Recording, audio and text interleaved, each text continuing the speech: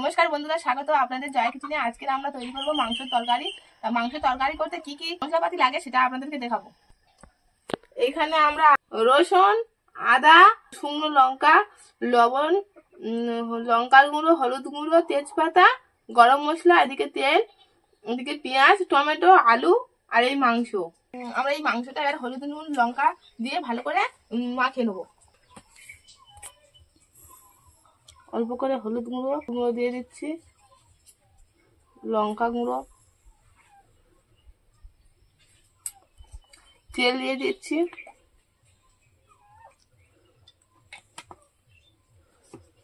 ভালো করে মিশিয়ে নেবো। এটা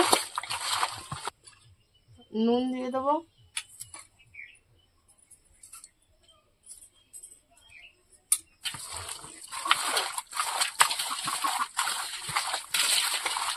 আমরা ভালো করে মাখিয়ে নিয়েছি। নিয়ে এবার এটা 10 মিনিট ঢাকা দিয়ে রেখে দেবো। কড়াটা গরম হয়ে গিয়েছে, এবার এতে অল্প করে তেল দিয়ে দেবো। তেল দিয়ে দিয়েছি, এবারে আমাদের তেলটা গরম হয়ে গিয়েছে। এবারে রসুনটা ভেজে নেব। রসুন, আদা,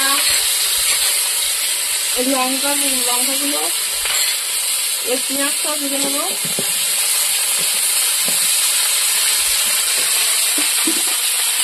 ভালো করে ভেজে নেবো। এতে অল্প করে হলুদ গুঁড়ো দিয়ে দেবো, লঙ্কা গুঁড়ো,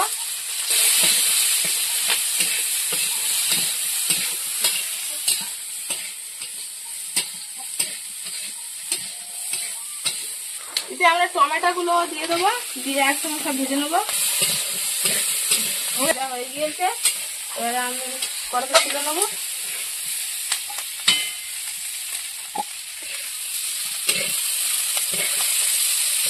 সব আমাদের টমেটো, পেঁয়াজ, আদা, রসুন, লঙ্কা সব ভাজা হয়ে গিয়েছে। এবার এগুলো মিক্সচারে মিক্সড করে নেব। আর একটু তেল দিয়ে দিচ্ছি, দিয়ে আমরা এই আলুটা ভেজে নেব।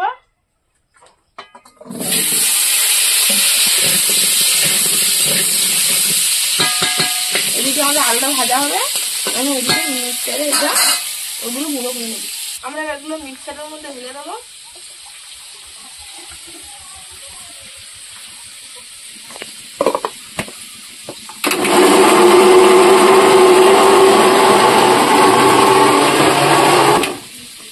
হয়ে গেছে কি দেখবো, আমাদের পুরো মিক্স করা হয়ে গিয়েছে। এবার এটা নামিয়ে নেব। আমরা এই বাটিতে ঢেলে নেব। দেখুন কত সুন্দর কালার হয়েছে। মশলা করা মিক্স করা হয়ে গেছে। এবারে আমরা কড়াতে আলুটা ভালো করে ভেজে নেব। এতে হালকা করে হলুদ দিয়ে দেবো,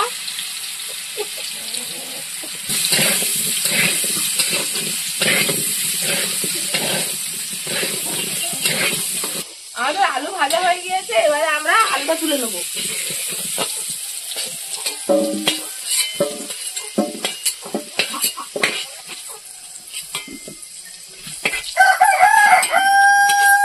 আমাদের আলু তুলে নিয়েছি। এবারে অল্প করে তেল দিয়ে দেবো। তো আমাদের তেলটা গরম হয়ে গিয়েছে। এবারে আমরা এই তেজপাতাটা তেলের মধ্যে দিয়ে দেবো।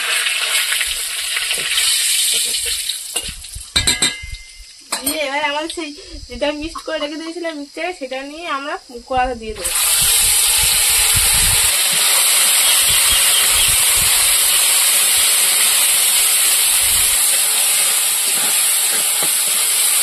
আমরা আগে দিতে হলুদ, লঙ্কা গুঁড়ো মাংসের সাথে মিশিয়ে নিয়েছিলাম, তাই অল্প অল্প করে আমরা একটু ঝালের গুঁড়ো দিয়ে দেবো।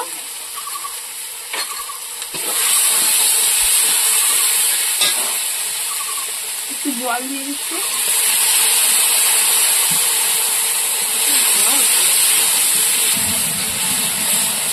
মাংসটা এবারে কড়াতে দিব।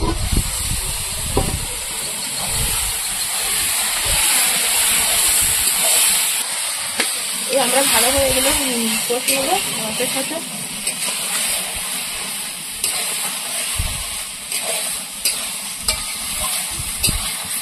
আমরা এবারে এটা ঢাকা দিয়ে দেবো। আমরা ঢাকাটা এবারে খুলে নেবো। অল্প অল্প করে একবার করে ঢালি দিতে হবে আর মাংস তাড়াতাড়ি সিদ্ধ হয়ে যাবে। ঢাকা দেওয়ার পরে মাংসটা একটু সুন্দর কালার এসেছে, আমরা ফের ঢাকা দিয়েছি। আস্তে আস্তে ঢাকা দিয়ে আস্তে আস্তে নাড়লে আমাদের মাংসটা সেদ্ধ হয়ে যাবে। আমরা এবার সেই মাংসের ঢাকনাটা খুলে নেবো। দেখুন বন্ধুরা কি সুন্দর মাংস থেকে একটা তেল ভাব বানাচ্ছে।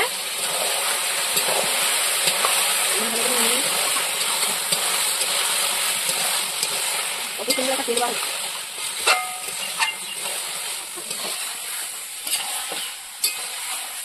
এবারে আমরা এই যে আলু ভাজা আলুগুলো দিয়ে দেবো, নিয়ে ভালো করে নেড়ে দেবো।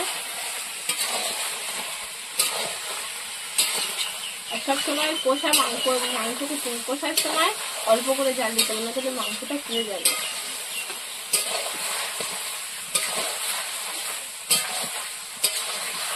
ফের ঢাকা দিয়ে দেবো ভালো করে। দেখো কি সুন্দর তেল মাংসটা। এরকম ভাবে মাংসটা হালকা হালকা করে চাপা দিতে হবে, দিয়েছে নেড়ে নিতে হবে, যাতে মাংসটা করার গাছটা না ধরে যায়। দেখুন কত সুন্দর কালার এসেছে।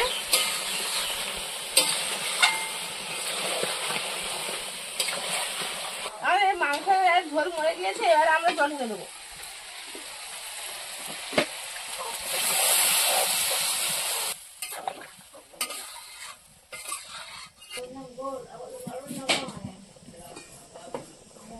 দেখুন বন্ধুরা আমাদের মাংস তরকারি ফুটছে ভালোভাবে, আমাদের এবার তরকারিটা হয়ে এসেছে। এবারে আমরা এতে গরম মশলা দিয়ে লাগিয়ে দেবো।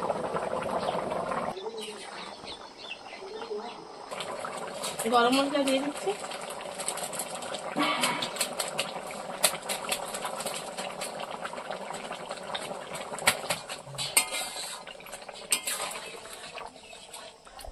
তরকারিটা লাগিয়ে দেবো।